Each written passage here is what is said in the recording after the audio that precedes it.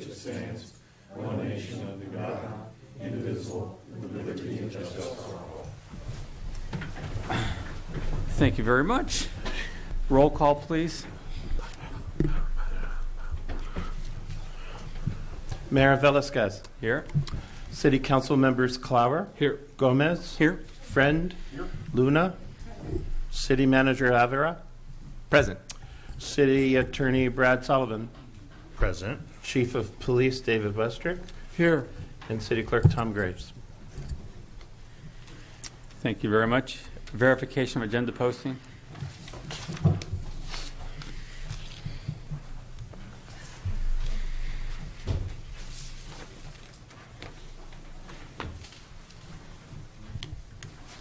The agenda for the City of Hollister Industrial... The agenda for the City Council meeting and the Industrial Development Authority of the City of Hollister regular meetings of October 5th, 2015 were posted on the bulletin board at City Hall on October 1st, 2015 at 8:25 a.m. per Government Code Section 54954.2. Thank you very much. City Attorney, anything to report out from closed session? Yes, Mayor. The Employee Executive Management Unit provided the city manager, who then briefed the council on their opening position and negotiations, and there's no action taken and no further matters to report. Thank you very much. This time I'm going to call to order the Industrial Development Authority meeting. Can we have roll call? Chairperson Velasquez. Here. Vice Chairperson Friend. Present. Members Gomez. Here. Clower. Here. Luna. Present. City Manager Avera. Present. City Attorney Sullivan. Present. Chief Westrick. Present. Clerk Graves. Thank you. Verification of agenda posting.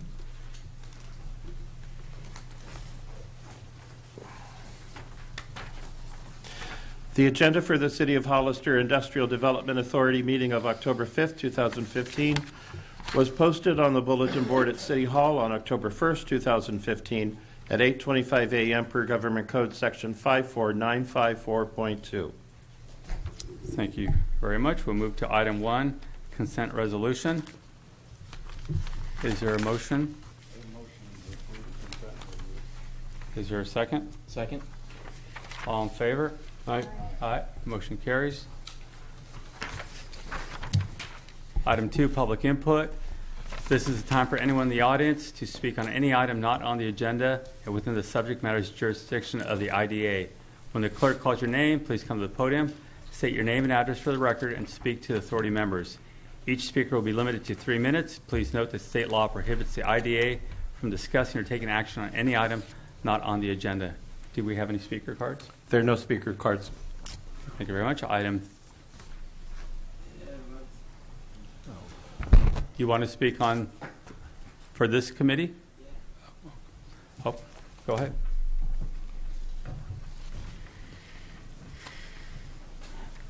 And there I put down too. Joseph thing when I talked to on the phone earlier, he said it was in place 40 years ago, and wants to tell more about that whole committee. And so he's the sheriff before, so he's a judge, but like I want to tell more about the Joseph thing. I mean, how worse. I mean, like, well, and I know you guys trying to get rid of the development 2010 is in place, but you want to explain to me, see more about. Okay. That's it. Thank you. Probably the other agenda. All right. Item 3, 4, and 5, there's no business. Is there a motion for adjournment? Motion and a second. All in favor? Aye. Aye. Motion carries 5-0 vote. Thank you very much. This time we will reconvene the City Council meeting of October 5th, 2015. Tonight we have a proclamation for freedom from bully place or workplace bullies week. Do we have the person to receive that here tonight? Michelle Smith or Carrie Clark? Okay, we'll move that to another date, or? We will mail them the proclamation. Well, let me read the portion there. Whereas the City of Hollister has an interest in promoting the social and economic well-being of its citizens, employees, and employers, and now therefore, I, Ignacio Velasquez, along with the City Council of the City of Hollister, do hereby proclaim October 18th through the 24th, 2015 as Freedom from Workplace Bullies Week, and commend the California Healthy Workplace Advocates and the Workplace Bully Institute, which raises awareness for the impacts of and solutions for workplace bullying in the United States. Encourage all citizens to recognize this special observance. So we'll send that out to them. Thank you very much. Tonight we have our Assemblyman, Luis Alejo. He is action item D2, and if it would be okay with the council, we can move this forward before the consent resolution. That'd be okay with That's fine. everyone? Okay. Assemblyman?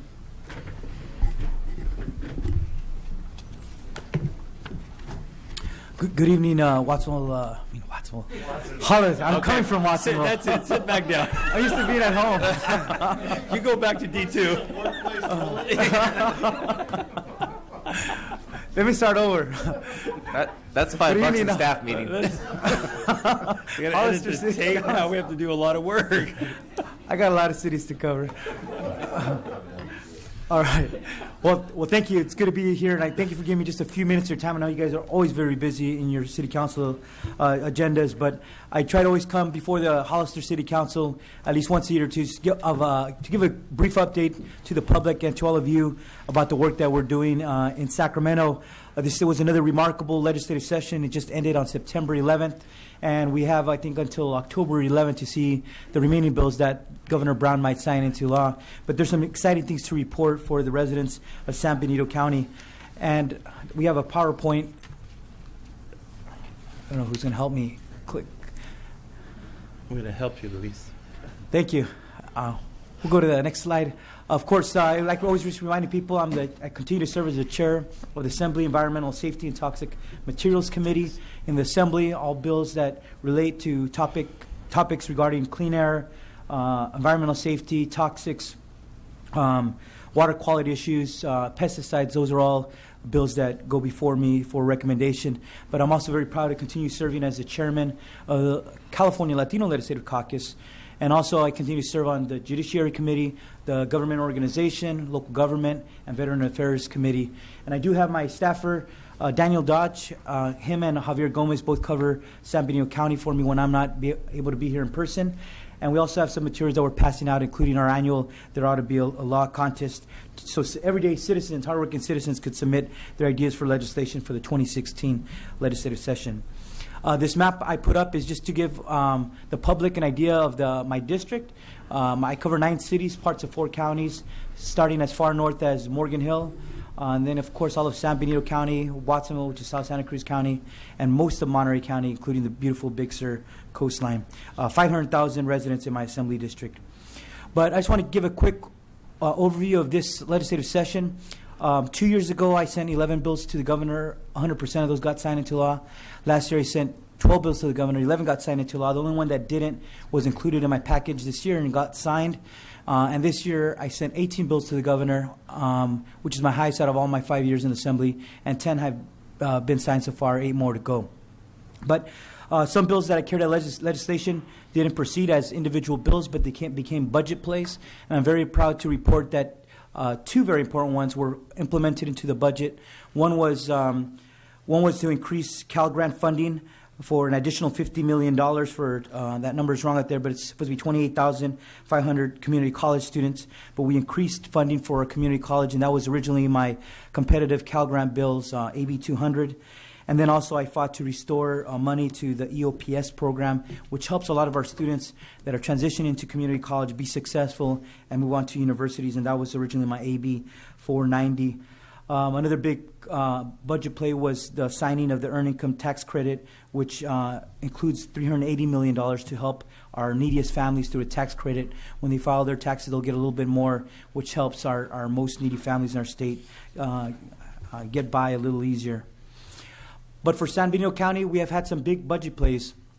First of all, I'm really proud to report that for the last 5 years, Senator Canella and I have each taken turns at authoring legislation to erase this debt that was on the books, I think going back to 2004. It was this old Education Revenue Augmentation Fund, or it's called ERAF. It's a complex formula of how counties send back a portion of local taxes back to the state. But a formula, it was done inadequately back in 2004. There was legislation to give bigger counties relief. But by the time they audited San Benito County and we tried to get the same type of legislative relief, the recession hit, and all those bills kept being denied, including our bills over the last 4 years. So this year, in our redevelopment budget trailer bill, which was sent to the governor, we were very successful in including forgiving San Benito County's $3.4 million debt off the book. So it doesn't give the county any more money, but certainly this outstanding $3.4 million debt that was on the books for 11 years has now been erased, and the county could at least be proud that they don't have to pay that back to the state of California. But that was certainly collaboration with the Board of Supervisors here in San Benito County and also SEIU Local 521, which really helped us get it through this year. Regarding the San Benito Courthouse, as you all know, last year I was fighting to get funding to get additional security for the courthouse. It had additional security elements that required more staff. And so last year I fought to get some money into the budget. But this year is when they had to apply and try to draw down some of those funds. And originally we were getting a lot of resistance from the Department of Finance. They had only approved $200,000. We were fighting to get at least an additional position at the courthouse, which would have been an additional $100,000.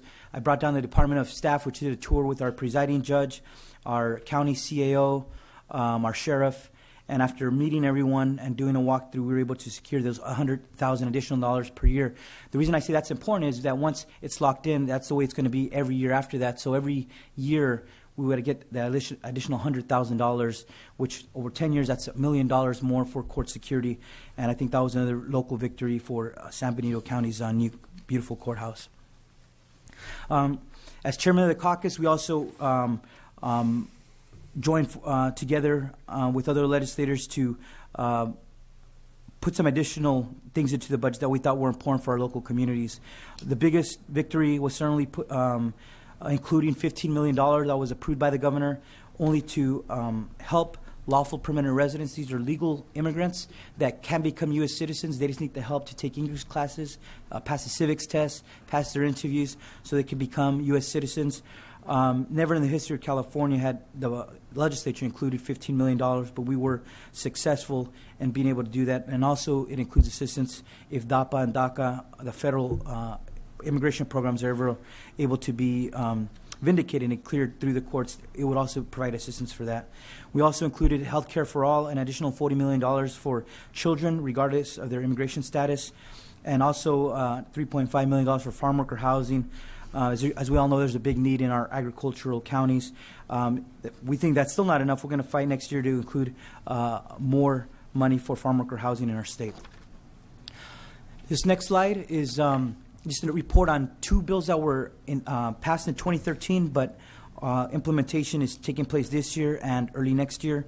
First of all, on AB 60, my driver's license bill for immigrants, I was proud that just a week and a half ago, over 500,000 immigrants have now benefited from that law. That means they took their written test, their driving test, they have auto insurance, and now they're able to lawfully drive on the roads. And again, I was very proud that this bill had the support of agriculture, of the business community, insurance community, and had the endorsement of the California Police Chiefs Association. I thank all our law enforcement leaders for making that happen, but it's really made a big difference in the lives of so many of our local families. Also, the minimum wage bill, that was my bill in 2013. This coming January will be the last step, which will go from $9,000 to $10,000 an hour for local families, and that certainly will be another significant way to help our working families here locally. But another major victory for Hollister and for many other disadvantaged communities throughout the state was the signing on September 22nd of AB2. This is a new redevelopment program, a Community Revitalization Investment Authorities. But we all know that redevelopment was an important tool for communities like Hollister, Salinas, Watsonville, that have higher unemployment rates, higher crime, higher levels of poverty. But the legislature in 2011 unfortunately voted to eliminate redevelopment, which left communities like Hollister, counties like San Benito County without another tool for economic development and affordable housing. So we narrowly tailored the bill only now to help the most disadvantaged communities in our state, and it will have a 25% aside for affordable housing, but it would also allow communities like Hollister to be able to keep some local tax increment and put it back towards investing in their own community, fighting blight, cleaning up brownfields, and attracting jobs to your local community. This was a big victory that I worked on with the California League of Cities, and I was very proud last Friday at the conference in San Jose to be honored as Legislator of the Year for fighting for AB2, which took 3 years, but we finally got into law, and we hope that this will be successful and will help Hollister and San Benito County to keep attracting jobs as it becomes implemented. The next slide has to do with 2 other bills that I joint authored. One was signed today. This was ABX 215. You'll probably read about this in the Hollister Freelance tomorrow, but this was a bill that was a very controversial bill, but it has to do with end-of-life choices. And this is giving options to the people that we love the most, that when they're terminally ill, they're in severe pain, they've been diagnosed to only have 6 months to live, to be able to have the choice to be able to end their lives peacefully, with dignity, and with their families. This is modeled after Oregon's law, and California became the second state today to be able to enact this law that will give our loved ones the choices. For me, this was a very personal one because my father, a Vietnam-era veteran and a pastor of his church, is terminally ill. And this is only about respecting our choices of our loved ones. When that time comes,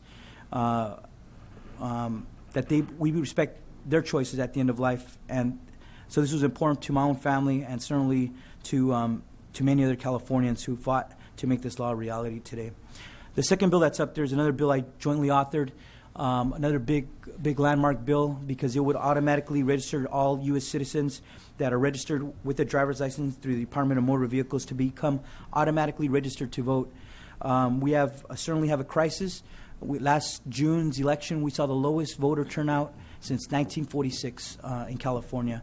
So those of us in the legislature have been trying to increase civic participation and voter turnout. We think this is going to be a very significant one because no longer is the excuse that I'm not registered. Now most of Californians will be registered, but the goal of all of us is to certainly educate voters and hopefully utilize and exercise that right that is so fundamental under our Constitution. That one still hasn't been signed, but we're going to wait these next few days to see if the governor is willing to sign it into law. I had a couple of voting rights bills this year.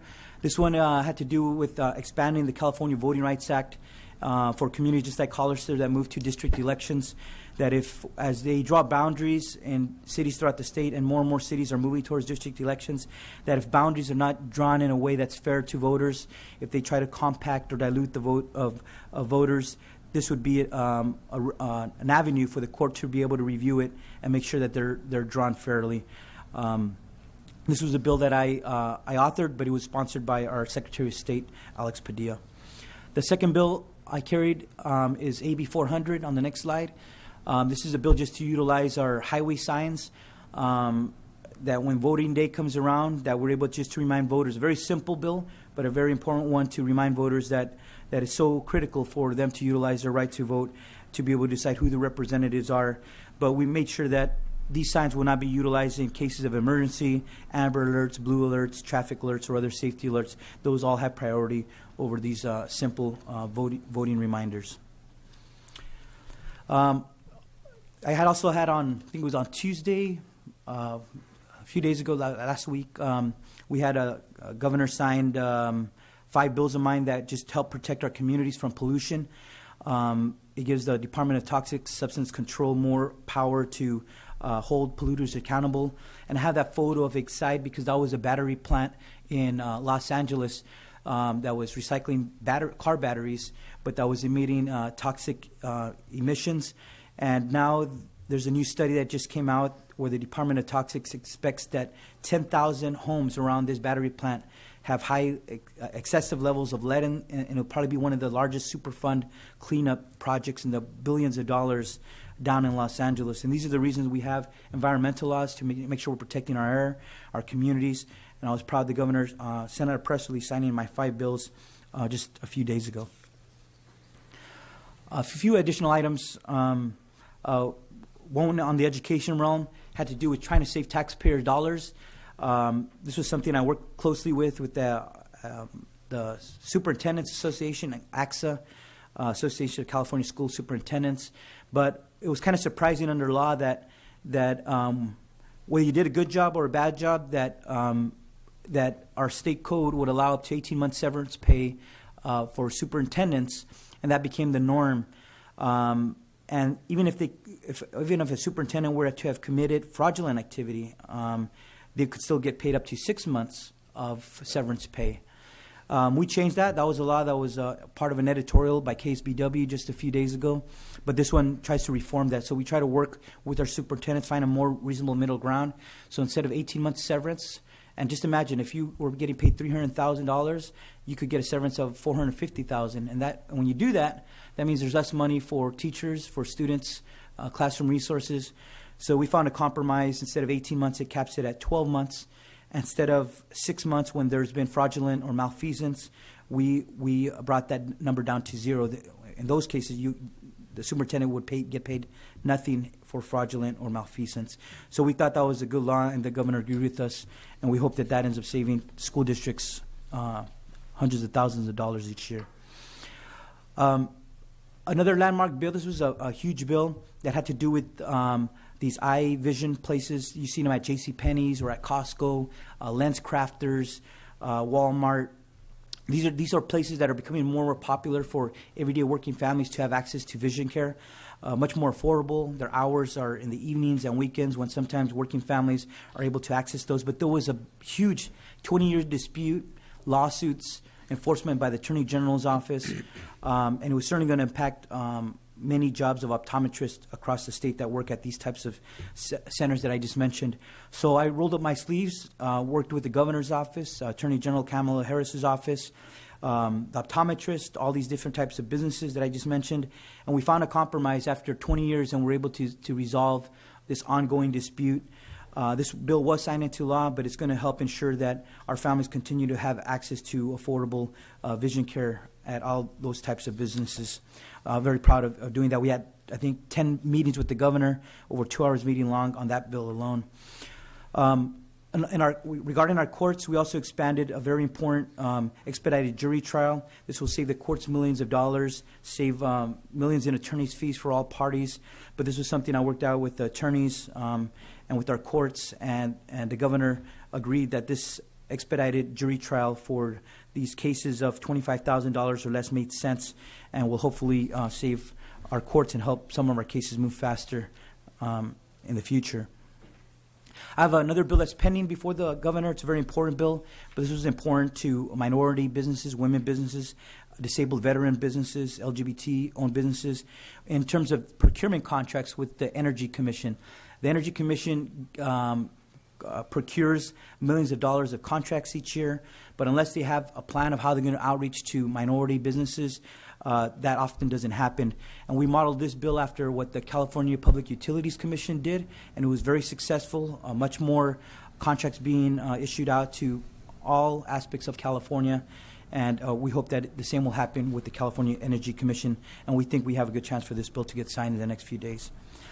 The last bill I wanted to mention was one that I worked very closely with the California Farm Bureau Federation. This had to do with probably one of the most important issues of our day, which is water rights. Last year, the governor signed the Sustainable Groundwater Management Act, which allows all groundwater basins, they have to find a plan of how they're going to come up with a sustainable way of dealing with their groundwater. In places like the Central Valley, the ground is subsiding. It's kind of collapsing in another way to put it because of the overdrafting of groundwater. So it's creating some major environmental concerns, and that's the reason why the governor signed these 3 bills. But when these groundwater basins go to court, they take many years. There's one example, they've been fighting in court for 15 years, millions of dollars in attorney's fees, and still no resolution in sight. So we worked with the governor's office, held over 15 meetings, over 2 hours each on this bill. We worked with ACWA, the Association of California Water Districts, a lot of different farm and ag associations, environmental groups, but we found a good compromise, and that was this important legislation, AB 1390, that's sitting before the governor, but I believe will be signed because we negotiated with the governor on the language of this particular bill. But these are all, for me, all important examples of whether it's education, whether it's voting rights, whether it's agriculture, water, different ways that I've tried to respond to the needs of my local district. And I really want to thank the Hollister City Council for working closely with me on issues, but I look forward to continue doing more of this work in my last year in the Assembly in 2016. It's really been a privilege serving the people of San Benito County and Hollister up in Sacramento, but I know there's a lot more work to do, and I look forward to doing that next year. And with that, if you have any questions, if not, I'll be able to drive back to Watson. Does anybody have any questions? Councilmember Luna? Yes. Thank you, Alejo, for all that you do on behalf of everyone in the state. It's not only our district, but what you've done throughout the state. I have a major concern about homelessness. And in every community, especially Hollister, we're seeing more and more. And I'm just wondering, do you have anything in place or anything help that can come our way to the city in regards to the homeless situation that we're in? Not directly, but in my discussions, there was another bill that did not get through the legislature because it required a 2/3 vote, but it had to do it with. In addition to my 25% aside for affordable housing, it was a bill that was solely focused on housing and different types of housing, including money that could have gone to fund homeless shelters, transitional housing for homeless families, women with children, because there's no current fund. So if a city or a county wanted to even provide that, there's very limited resources. So that's a bill that we're going to take up in January again. We hope we could get a few votes from our colleagues across the aisle. And I heard it's close, that we could hopefully get that through, but certainly then that would provide a new fund for counties to address those kinds of needs. And certainly I know in Gilroy and Salinas, there are really huge issues and a really lack of services. And certainly there's a need to fund a nonprofit that has the training and the staff to be able to deal with the unique needs of our homeless community. But I look forward to being able to work closely with that. And if there's any other legislation that comes up next year, certainly we'll pay close attention to that, because I've heard recently in San Benito, South Santa Clara, and Salinas that there's a huge need to address that. Okay. Councilmember Gomez. Yeah, just really quick. Thank you, Luis, for the information. Much appreciated. I just wanted to see if maybe your staff could send me some information on the Cal Grant funding. I'd love to be able to share that information with my constituents. Yeah. So. We will do that. And I think we also have brochures that came out just specifically on that because the legislature made that a priority. We have a growing number of college students. Competitive grants were locked in at the same number for 15 years. There was absolutely no increase. And that's the reason I created introduced the bill to at least, after 15 years, we should have at least increased the numbers of competitive Cal Grants. And we were able to convince the governor to give us some of it. It wasn't all that we were asking for. We were asking for much more. And actually, the leadership in both houses, both the Senate President and the Speaker, had both supported a larger amount. But in the negotiations with the governor, it got wound down. But again, it's in a push for next year to get additional funding. Thank you. Thank you for all the work you've done. It's a pretty incredible achievement of all the bills you passed. And thank you for coming out to the fair this weekend. It's good to see you out there. We do appreciate it. It was great. And thank you to all the folks who organized the fair. I know that's a lot of work, but it's a good tradition in our rural areas to keep that going and providing those opportunities for young people also to continue to pursue our rich tradition in agriculture. So thank you for that, Mr. Mayor. Look forward to seeing you next year. Yeah. Thank you very much. Thank you very much. Appreciate it, everybody. Bye. All right, we're going to move to the consent resolution. Are there any items the council would like to pull?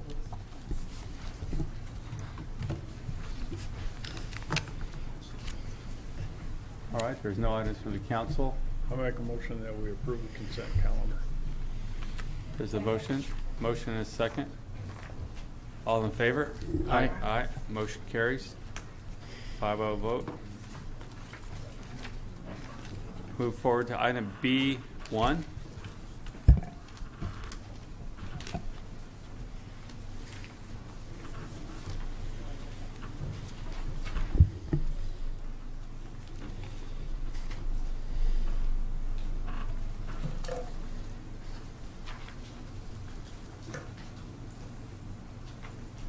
Was this also on the consent? No? No. Okay. This is a resolution that would essentially replace the redevelopment agency with the Industrial Development Authority for the joint exercise powers, and amend the joint exercise powers agreement for the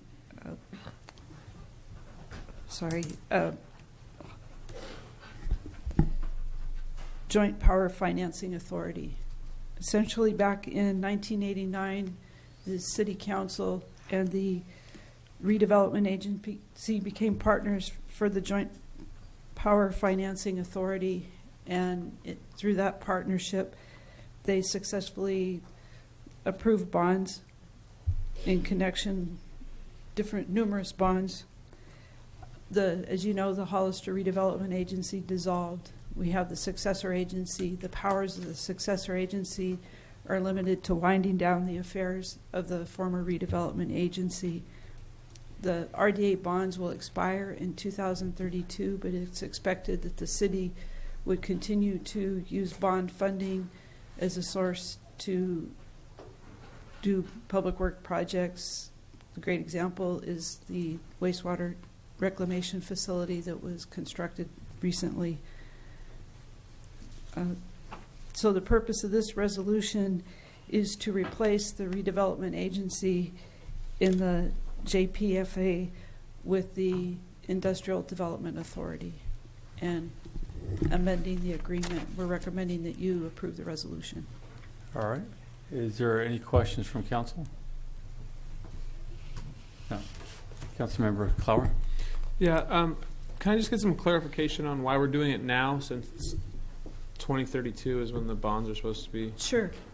I think that there's an interest in refinancing the bonds for the wastewater treatment facility, and this action will require approval not just from the successor agency. It has to go to the oversight board and then to the Department of Finance. So it takes time. The Department of Finance has the authority, when a decision is taken from the oversight board, to review it, and that can take 45 days. And so our interest is to eliminate the successor agency, the Department of Finance, from any of those activities. So when we're ready to bring the bond financing to the City Council in the first part of the next year, that's done. We don't have to deal with the Department of Finance or the Oversight Board. You're just going to be dealing with the Joint Power Authority and you as a City Council. So at that point, we'd vote on it as the City Council and then as the Industrial Authority, and that would be that? Right, and the RDA really doesn't have authority, would not be part of it, wouldn't be a party anymore. It's a housekeeping issue for us at this point. Thank you. Okay. Do we have any speaker cards? Yes, sir. Keith Snow.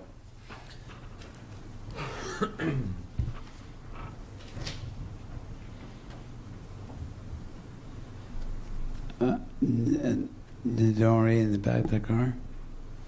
The back of the card says, "I would like to know more about this." And I asked you earlier, and you guys didn't say nothing. So your point's right. I want to ask you too. The 90 at the back, when they ain't no redevelopment since 2011, right? And right now, and the leather back, probably with the was from the development, right? And now that they can sell the property, the last property. Randy mentioned he has 60 days. If you don't do that within 60 days, you lose it, right? So when you have the money on that leatherback property, that goes into the industrial account, right? And then I'm wondering, when they help the you see one find some bonds and stuff. When they use that money there too.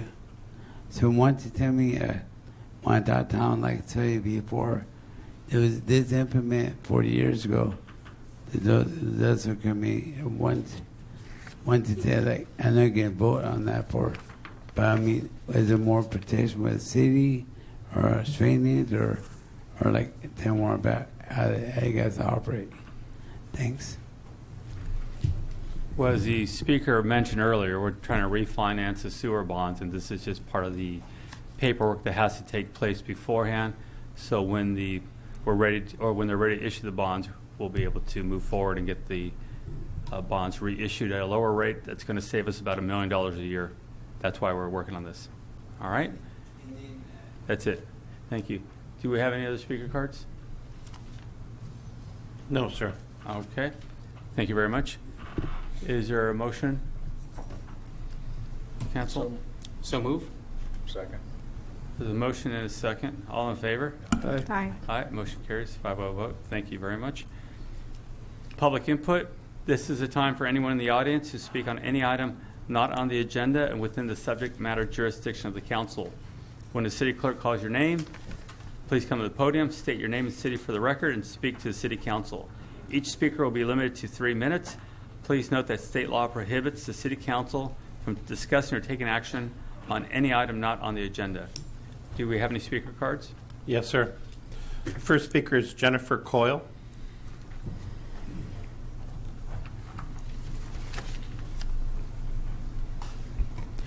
Jennifer Coyle, 1705 Severinsen Street. I'm going to talk really fast. I've timed my speech, and I can tell you what I need to in 3 minutes. So I've got a question, and I've got a proposed amendment to the municipal code. My question is, what are city policies and procedures for notifying property owners or residents about city removal of street trees on private property? Wednesday, September 30th, I returned home and found a tree in my front yard was missing or cut down down to a stump. I learned it was considered a Hollister street tree because it was within 10 feet of the curb, although when I bought my home in 2003, there was no indication of easement or code regarding trees in the Severinsen tract in the documents I got at escrow. The tree was not dead. It was stressed and had been under care of a professional arborist for 3 or 4 years at my expense. There was no written information in my mailbox, porch, or front door about the removal or follow-up such as stump grinding. So Thursday morning, came to City Hall, and they explained why it was considered a street tree under your jurisdiction. So I emailed the city to request information. Quote, I would like to understand city policies and procedures for city crews in tree removal, specifically the standards for communication with property owners and residents about the city crew activities. I got an email from Mike Chambliss that afternoon. Thank you, good customer service. Quote, attempts to contact someone at the residence were made prior to the removal. I would have preferred that you were notified ahead of time, but with my limited crew and their availability, it could have been weeks before we could have scheduled to be back out there, unquote. So then, he hadn't answered my question, so I emailed back. So what are the standards for communication for property owners and residents about the tree removal activities? If there's no written standards, fine, but I'd like to know about the informal standards, the common practices about when and how property owners or residents are notified and any follow-up. Otherwise, I get this impression that city crews are just going around on private property, cutting stuff down, and nobody ever gets to discuss it or get note about it. And the attempt to contact someone at the residence were made prior to the removal. I asked specifically what those attempts were and when. I have not heard. My husband works locally. He doesn't leave the house till 8 o'clock. He's generally home by 4 p.m. We have 2 home-based businesses with permits on file here that have our phone numbers, but we had no communication. Plus, I cannot believe that you don't have a form letter that after cutting down a tree in somebody's yard, you don't whack them with the form letter to say, guess what, we're going to come back and grind the stump. So my proposed amendment to the Street Tree Ordinance, Municipal Code, Section 12.24.060, hazardous street trees removal and replacement. I'm not going to be able to give you the text in the 14 seconds remaining, but I have 10 copies, so I will ask that they be distributed. Thank you very much.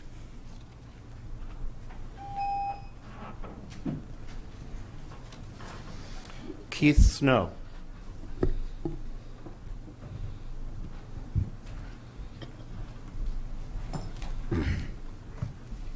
another thing with communication, and that's really trespassing.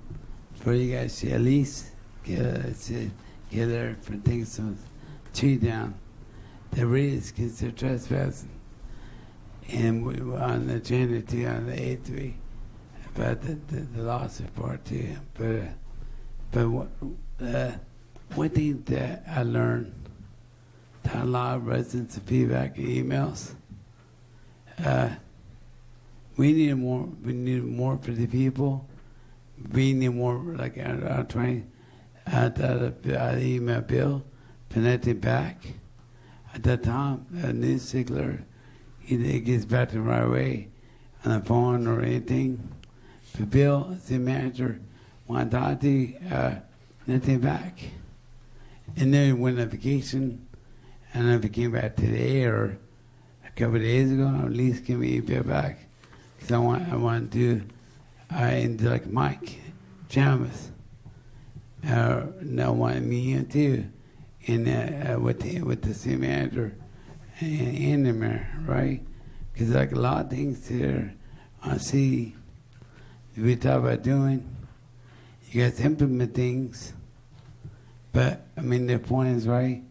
We do need more for the community, more like what's what create revenue, and I got good ideas with this clerk and mayor and all, and just right before things like any volunteer help comes, Tennessee, I'm volunteering, but points we need a better plan, stuff like that, the weeds and all that, and more for the kids to do.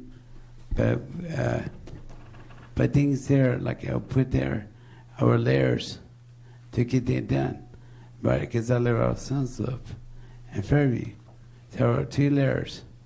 I'll be, man, amazing. Boy, they fit that pile of dirt. We did a road and boom, it's open. It takes things like that to push our city and can't do things. I mean, it takes a letter or a talk or a call. Put points right. That's the manager. I mean, let's meet. I gave 10 days on the request of not for another person. I want to say name, but things there gets back like as for documents or whatever, the church thing. We paid $50,000 in a year. That's your buddy Julie, right? Mayor, and but on the west side, not done yet. So I did mine 2 days. Thank you very much. Again.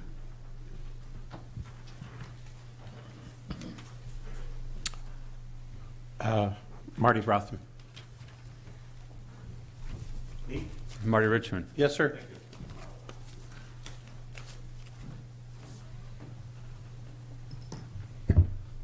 Good evening, Mr. Mayor, members of the council. Marty Richmond from Hollister. And I want to make some comments about concerning Councilmember Gomez's comments about the mobility partnership and some stories in the newspaper. I'm very concerned about this. According to the story in the newspaper and Council Gomez's comments, the council of government's rural-centric members are trying to freeze the city out again. Now, individually, you guys don't have a lot of power on this, but if you get together and do a resolution and get your voters to talk to the members of the Board of Supervisors, who are two of which have the majority of the city and the other which has a big piece of the city, to tell them that you simply will not put up with being frozen out of this process. The majority of the money that comes from sales taxes that goes to COG comes from the city of Hollister. Our taxpayers pay that money. We've got 35,000 people, two representatives, each of which represent just about 17,500 people. And San Juan Bautista has 1 vote. They've got less than 2,000 people. And since San Juan Bautista's vote is owned by Supervisor Botello, who tells them how to vote, and they always vote with Supervisor Botello. He essentially has more votes than the entire city. This is nonsense. The proposal for the mobility partnership will either put in a toll road or a road that dips into San Benito County to connect to Route 25 in Santa Clara County, right where it connects right now to get rid of the congestion up there, so that the people can go south. And the problem's going to be is when that happens, they will put a big economic collector of some kind, like another outlet center right there, and freeze us out again. And we have an economic interest in making sure that we get a fair share on this. We also have an interest for our commuters, because if that road comes in and hits Route 25, that's going to become a major highway, and our people will be stuck on this end of Route 25 without being able to get out. And the only way we're going to be able to protect our interests is if we have fair representation. Now, you guys have got to start acting together like an organization and put your foot down and write a letter and say we want a fair representation at COG on everything, and especially on any deal with the mobility partnership. And if we don't, we should be complaining to the state that we're getting taxation without representation. And if I remember my history right, that's tyranny. Now, we can't put up with this. Thank you. Thank you very much. There are no more cards for this round. Okay, thank you very much. Move forward to item D1, City Manager's report. Thank you, Mayor. Just a couple things. I will do some research on Mrs. Coyle's situation, and we have a copy now of the ordinance that she prepared, and we'll take a look at it and see if that's something that we want to try to address in some manner. In regards to, just real quick for me, last week I attended the ICMA conference in Seattle, and also the last couple of days of the League of California Cities in San Jose's annual conference. I learned quite a bit at both. I'm very happy I went to the ICMA. It was the first time I've ever been to one of those or participated in one of those, and I got to tell you that when the rest of the country is at the same location, our problems aren't as big as we think they are. So it's nice to hear that there are some people that are worse off than the city of Hollister at this point. So with that said, that concludes my report. We're in a good shape. We're not bad at all. We're great. Thank you very much. I will say this. It was very interesting how many sessions were for city managers and how to deal with their police chiefs, because apparently the rest of this country is having a hard time with their police departments. And I can say that we're on good standing there. All right, item D3, Chamber.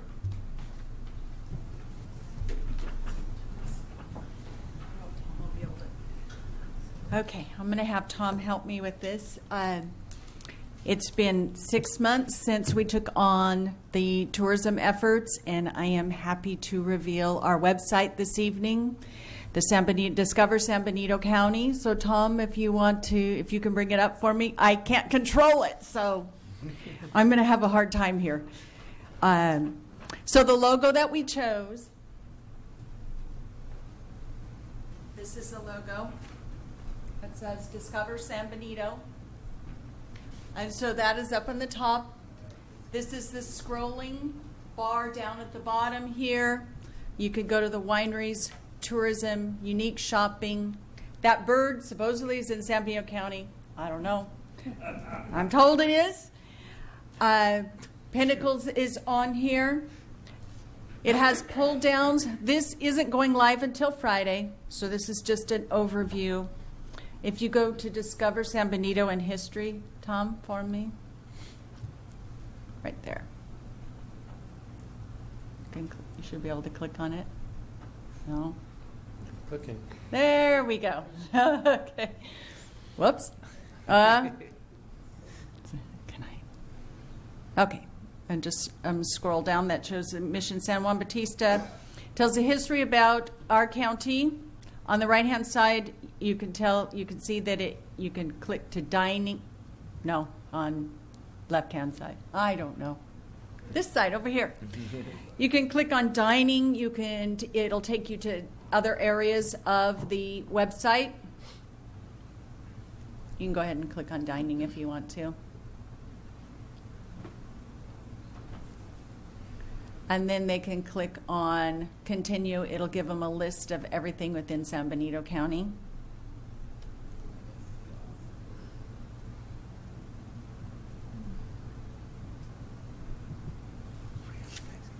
Free advertising. Yeah, there we go.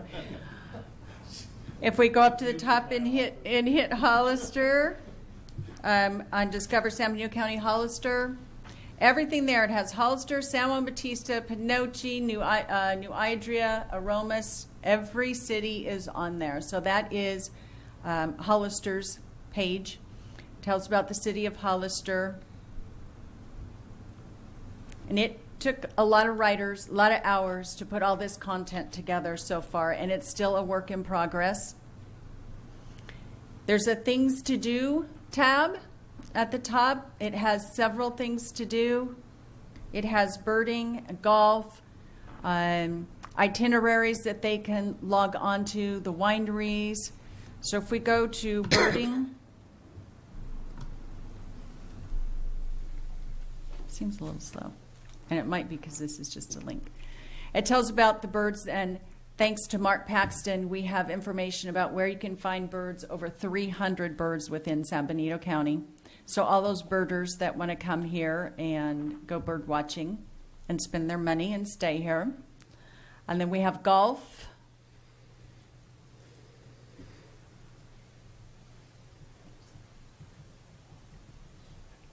So this is the golf page, and it lists the 3 golf courses that we have within San Benito County. And so along the left-hand side, there are several, as I said before, there are several places that you could go along here. If you scroll all the way down to the bottom, I wish I had the mouse because it'd be easier. They could put their email in and submit, and we will send them information about San Benito County and what they can do. We can send them itineraries.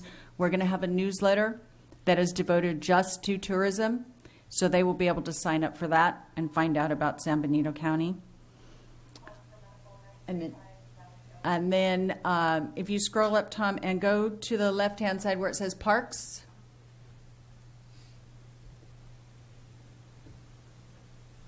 That tells you about Pinnacles National Park. And Pinnacles National Park, I tried to count how many times it was mentioned. If you hover over the picture and go ahead and click on it, it will give you the information about the Pinnacles. So Pinnacles is mentioned in here. We used as many tag words as we could throughout the website. And it's still developing, but it will go live on Friday, and we will continue to add pages. But we now have a tourism website for San Benito County, and all the URLs that we could think of will be dumping into this. So, does anybody have any questions? Any questions from council? Councilmember Luna? Yes. Do you have videos? Any videos on San Benito We County? we will have videos on there. This is just my link to work on, so videos won't work on this link that you're saying. But we will have videos on there. Mm-hmm. Okay. Just to mention, the other day I went into the city of Delano, and they have videos, which I sat there and watched all of them. Mm-hmm. The focus on the city of Delano, I found it so interesting because it really focused on how to get to Delano, mm-hmm. Through 99, through the other highways, to Amtrak. They really spoke about transportation to the city, and then the hotels and all that. We have all of that, but I was told I only had 5 minutes.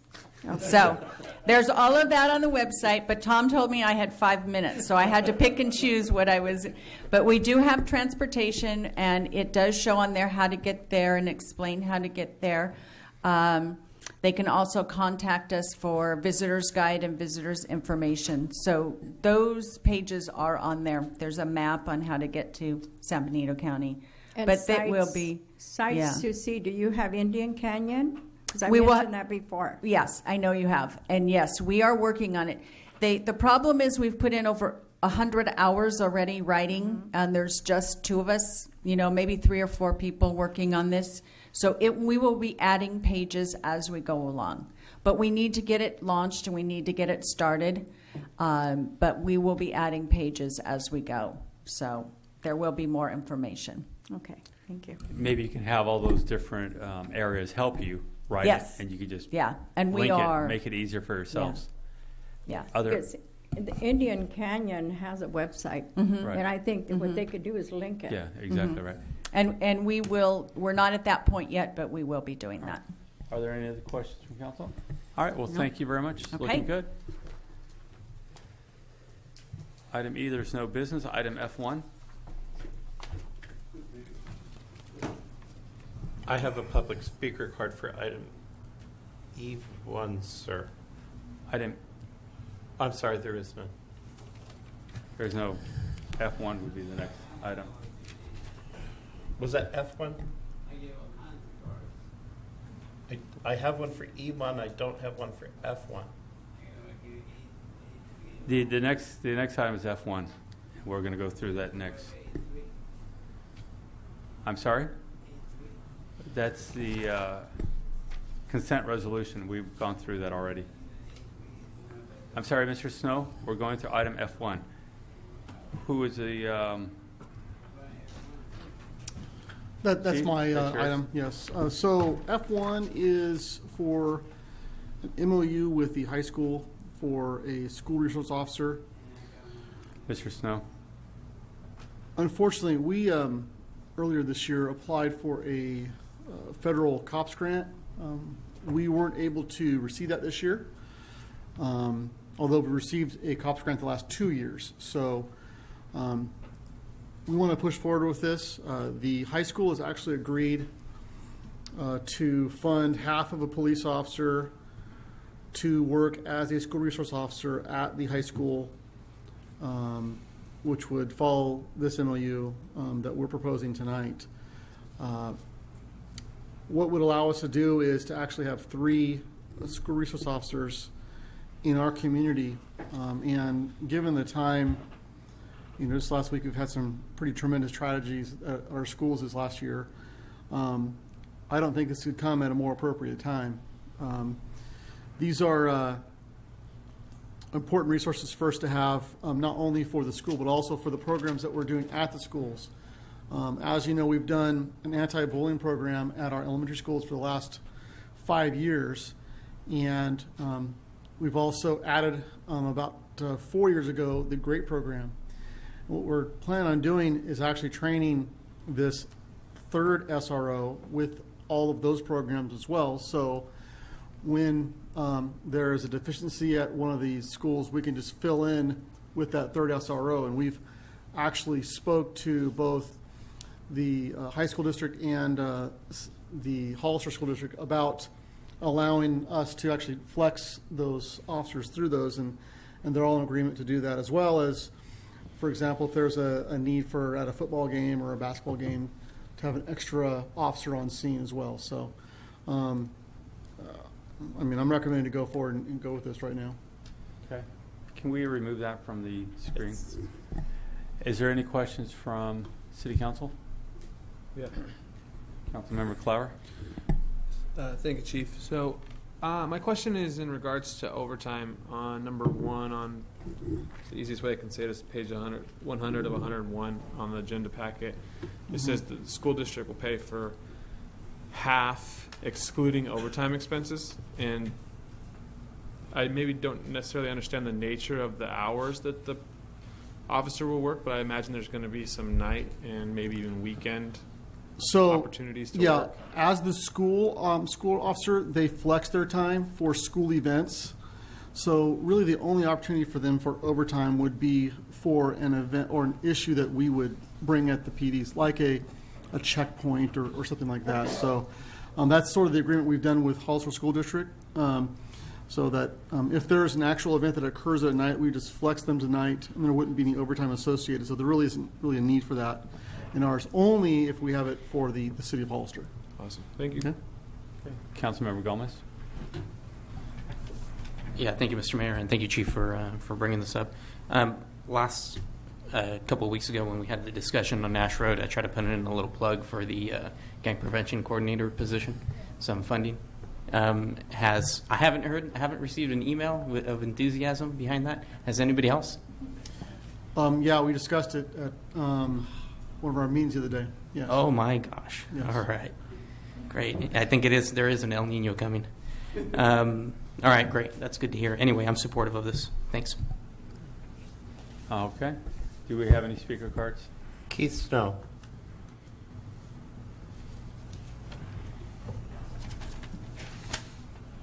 And they no more longer gain task force person or city. We lost law officers. We didn't need more. But when I'm wondering about school too, the words cannot freeze on school, that they cannot dock. That things things in the doghouse. But one's right. So, but one trying to get at things like that. We as the council right there should the freelance calling to pen a paper. We lost law officers.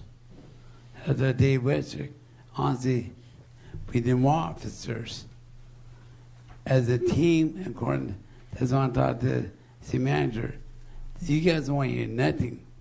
They're like, anyone asks questions, like earlier, you wouldn't answer the questions better, those sort of things. It's called, you guys talk about communication, to connect with the people or citizens. I think that's at the window. Because for a fact is, but things like that, major things that concerns in the city, us citizens and people should get notified first.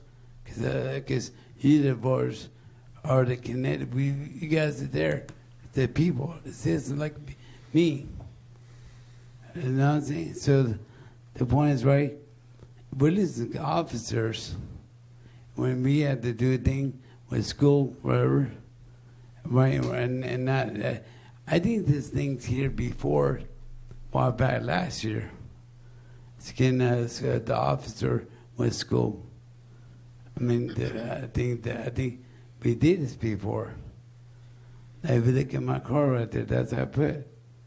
I mean, we did this before, because I think we did. How does things say for nobody people and nobody self? Honestly, genuine is the main key factor of doing things as a government. But points right. Public safety is number one priority. Our kids are our future. But we have a cannot alcohol freeze. I made that up. That name freeze when you tell Robert freeze, put your hands up. That's a command for a dog to bite one. But points I mean I just said forward. But it's kind of things there to think about. Now, you guys got to think hard what I've been doing. And like on the agenda packet, I've been more to talk about on the agenda. I get skipped. But it's okay. Then time and then to me. But I want you guys to have a good night and think about things and people want to listen and look. Thanks. Thank you.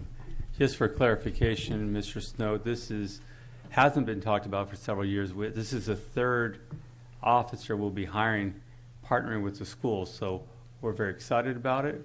We're proud of the relationships with the school, and we acknowledge and we understand the need to make sure our children are protected. And this is the third one, so we've been moving very rapidly on this. So thank you very much. Do we have any other speakers? No, sir. Okay. Mr. Snow, thank you very much. Is there a motion? Motion to approve Resolution 2015-199. Is there a second? Second. The motion is second. All in favor? Aye. Aye. Motion carries. Move forward with item G1, reports from city council members regarding their committees. Councilmember Luna. Yes, thank you, Mr. Mayor. I attended the governance committee on September the 28th. it was a good meeting. Carson and I were there, so I just wanted to report on that. I was unable to attend the Gang Task Committee meeting due to a family emergency, so I was not able to attend that one. Thank you. Councilmember Friend?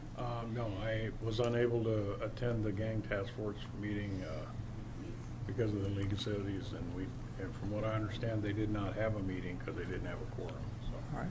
Thank you very much. And I had no other committees to report on. Councilmember Gomez? Yeah, thank you, Mr. Mayor. So I didn't have any committee meetings, but I do want to report out on something regarding one of the committee meetings, and that's COG, obviously. And I want to thank, first I want to thank Marty for his comments and passion behind what's going on. I agree 100%. It is that important. It is that important to our community. And the mayor and I have been very vocal and very committed to making sure that the city of Hollister is represented on the COG board. And I agree 100% with your notion of representation. We don't have equal representation on COG, and that's disappointing. I have a really good relationship with, I would say, almost every single VTA board member up in San Jose, and so I lobbied them and I talked to them over the past couple of weeks. And on Thursday at their board meeting, they were taking up the mobility partnership, and I spoke to Perry Woodward directly and a few other board members, and was able to get the item tabled. So the VTA board did not approve the MOU. After I had a discussion with them, we talked about our concern down here about not having the representation on the mobility partnership, and they're allowing us a month to have the COG chairman maybe think twice about his appointment, and if not, we'll pursue an additional representative on that MOU from the city of Hollister. I know we directed staff to write a letter to the VTA board or staff, and I would still encourage us to get that going so they understand our position. But VTA tabled the item until the chairman of the Council of Governments could have some time to think about the action that took place. So hopefully we could get some representation on there, Mr. Mayor, and move forward with a more broad representation on the mobility partnership. And as I said, they'll be taking it up again the first Thursday in November. Thanks. Thank you. Let me go through. Councilmember Flower? Yes, I attended the governance committee meeting, and I think in the future I'll just try to make it know when that committee's meeting, because we've had 3 meetings this year and only one person from the public has actually shown up total.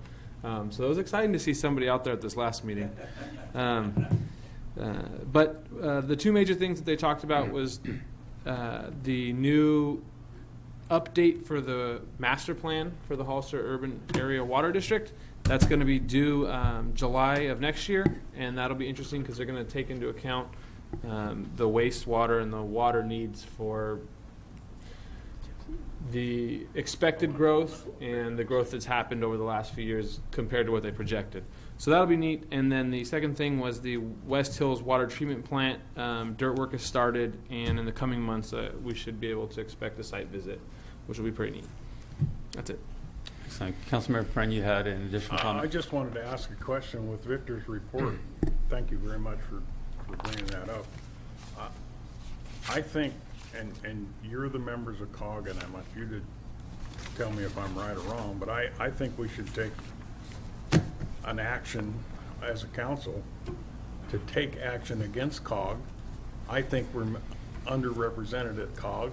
I think we spend most of the money at COG. I think we either pull our money out or we get 3 members on COG, and there shouldn't be anybody there from San Juan Bautista. They pay pennies on the dollar. And I think it's time that this council, and whether the attorney can advise us or not, I think it's time we make a move And I don't think there should even be a chairman from the county on there. I think the chairman should be from the city, and I think 3 of the 5 people on that committee should be from the city. I want to make sure we're not going to go into a conversation because it's not agendized. Just But asking I appreciate if it that's could be something we would- agendized in the future, and I appreciate And I the think it's comment. something we should talk about. Okay. We can have that agendized in the future. The only committee I had was our homeless committee with the county, and the county has now chosen a preferred location out of several. There are some more studies that have to be done before that is finalized, and there's also work in progress in case of flooding this year. An emergency plan is being put together to get everybody to safety before those storms hit. So that committee is moving along pretty well, and a lot of progress happening there. Informational reports, item G2 from Council. Councilmember Luna. Yes, I just wanted to see if we can get an update on the possibility of bringing back the Economic Development Committee for the City Council. I think it's very important, especially the possibility of maybe some corporations being interested in our city. I would like to see that coming up real soon. I think it's very important. Second, would like an update on the Marriott Hotel as to what, their deadlines, are they being met? Just some information that I go through by there every so often. I think I have a photo album already, but I think it's important that we do get an update on that, okay? And then also, I attended a retirement. I know that the mayor attended a retirement birthday for El Castañeda in San Juan. I was not able to attend, but I did attend a retirement just gathering of people for him on Sunday, and it was more like a class reunion from our high school, and it was just wonderful to be there and to see so many people from out of the area that just came out to wish El best of luck in his retirement. So, and with that, the last item, I just want to say a happy birthday to our police chief. Thank you. Councilmember Friend. She took my thunder away. I was going to drop that on him and have us sing happy birthday to him, but I won't do that. I did attend the California League of Cities convention and went to several classes, and it's funny that you talk about the economic development group. There was a group there that talked to us quite a bit about ideas they had that we could use to do that, and I think in the next couple months we'll be coming to you with some more. And once I talk to them, I'll get more information and get it out to the council members on how to do that. Again, the vendor show was excellent. We had a lot of contacts there. There was a lot of good ideas there. The mayor and I will probably be coming back with some ideas that we got from that group, hopefully. And the other thing I wanted to do was recognize the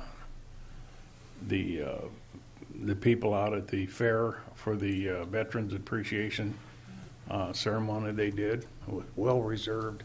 I'm sorry you didn't get to make it, but I couldn't get a hold of you Friday, so I couldn't find you. So, but they gave out quilts to the I think 35 veterans, and it was really a nice ceremony. And I just wanted to recognize those people for their output that they put to recognize the veterans in the county. That's it. Thank you, Councilmember Gomez. No, I just want to say that I was able to attend a portion of the League of Cities annual conference in San Jose. It was good to have it so conveniently down the street from where I work. But it was good to hear some of the speakers and some of the presentations that I was able to attend. And as always, the Monterey Bay League Division gathering as well. Deanna puts that together annually, obviously with the help of the rest of the council members and mayors of the 18 or 19 cities in the Monterey Bay. So it was good to see that. Plus, we get to connect with our local colleagues as well. So that's it. Thank you. Councilmember Clower? Yeah, I also attended the California League of Cities Conference and Expo. Keep it short on that. It's exciting. There's a lot of movers and shakers and doers that go to that conference, and it was neat to see so many people be so passionate about what they're talking about. I don't necessarily think that all the topics are that interesting, but the people who were speaking on them were very excited, which was cool to see. Just want to do my bi-weekly plug for the library. I know we hopefully have some dollars to spend coming up. Also, kind of want to throw it out there that we revisit possibly funding the traffic enforcement officer for a portion of the year. I don't know how that works in with the money that we do have, but I think it'd be a good way to jumpstart that for next year, because a good portion of the calls that I receive are traffic enforcement related.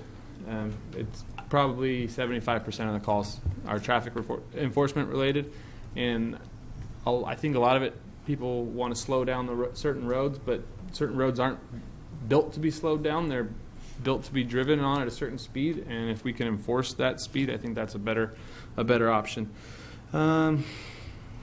Also, I went to the fair, and it was really neat to see the involvement there. Attended the livestock auction, and it seemed like more kids are getting involved in that, and I know it took probably 6 or 7 hours to complete, so that was kind of cool. And I'm sure I'll speak for everybody out there and say that they appreciate all the buyers coming in and spending a little money on their animals.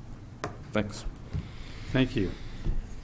I also attended the League of Cities, and we did walk the floor and hit a lot of seminars. Found a lot of great products to help slow down traffic in our community, and we're going to be bringing those forward pretty soon. So that's a warning out there. People, please start slowing down. Also, as far as the EDC, the group is coming back together, and they're mobilizing, and they're going to be coming forward to us to get our participation. Mainly want to thank all of those involved with the fair. I was out there on Saturday and Sunday. I shared a booth with Supervisor Dela Cruz, and it was a lot of fun. We met a lot of people. They stopped by. A lot of great questions about the city and the county. And it's a great, somebody said it best when they said, how can people not go to the fair? It's part of who we are in our community, and it's just the greatest thing to be in a small town, that we can go to a fair and all visit with each other and realize why we all love being here. So thank you to all of those that put it together. Really great show, and I just can't say enough about it, so thank you very much. City Manager? Thank you, Mayor. Just a couple of quick questions as from a practical standpoint is Council Member Mickey Luna just mentioned the Economic Development Committee. The city probably 4, 5, 6 years ago had their own Economic Development Committee. I'm not sure if you were referring to that or the EDC.